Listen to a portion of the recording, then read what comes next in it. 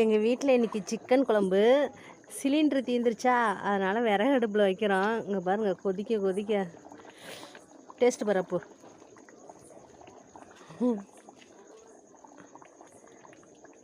ஊது, நல்லா ஊற்றிட்டு கையில் ஊற்றி டேஸ்ட்டு பாரு. போதும், ஆறி இருக்கும். இங்கே இங்கே பாரு, வீடியோவை பாரு. எப்படி இருக்குது? நல்லா இருக்கா? ஓகே, இருங்க. மீனை பிரட்டி போடலாம். இது நான்ஸ்டிக் விறகு அடுப்பில் வைக்கலாமா என்னான்னு தெரில, பயமாக இருக்குது. தோசை இது வராமல் போயிடுச்சுன்னா என்ன பண்ணுறதுன்ட்டு. இப்போ தான் ஃபஸ்ட் டைம் நான்ஸ்டிக் விறகு அடுப்பில் வைக்கிறேன். அது என்ன ஆக போகுதுன்னு தெரில. தோசை வருதா என்னான்னு தெரியல.